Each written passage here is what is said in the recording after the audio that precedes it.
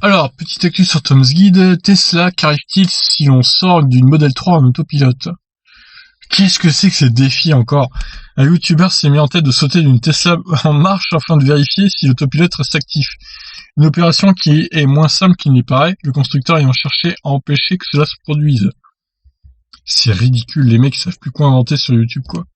Le youtubeur Shikichu a cherché à savoir s'il était possible de descendre sa Model 3 alors que l'autopilote était actif.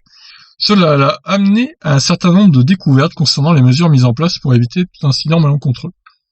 La première est que l'autopilote n'est activable qu'à partir de 18 miles par heure, soit environ 30 km/h avant de pouvoir le forcer manuellement à 8 km/h. Évidemment, sans avoir bouclé sa ceinture de sécurité, l'autopilote refuse de s'activer. Il en va de même quand le conducteur déverrouille sa ceinture de sécurité, l'ordinateur affiche une alerte et le véhicule s'arrête net. Ah oui, quand même. Il décide donc de boucler la ceinture dans son dos pour rester libre de ses mouvements. Malgré ça, l'appui sur le bouton d'ouverture de porte reste inopérant. Alors, comment il a fait son truc, lui? Pour parvenir à l'ouvrir, il doit alors utiliser la poignée d'ouverture manuelle, mais là encore, une alerte retentit dans l'habitacle et la voiture s'arrête net. Toujours motivé, le youtubeur parvient enfin à sortir du véhicule en ouvrant la fenêtre. Tout cela est évidemment aussi stupide qu'illégal et nous donne pour seule information que l'autopilote ne se soucie pas du conducteur, ce qui pourrait changer avec l'activation des caméras du rétroviseur central des Model 3. N'importe quoi. Bon bref, après c'est un résumé concernant les deux articles. Franchement c'est vraiment stupide, hein. Franchement, je sais pas ce qu'il fait le mec, mais pourquoi il fait ça quoi?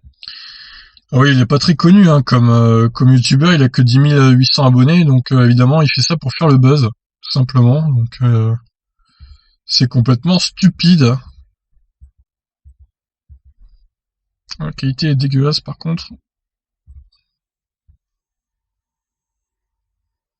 Enfin, je veux pas dire, mais il y a quelqu'un à côté et derrière hein, quand même, donc ça n'a pas faussé l'autopilote aussi.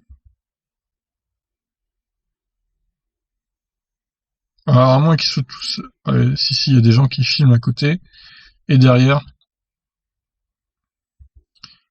Oh là là.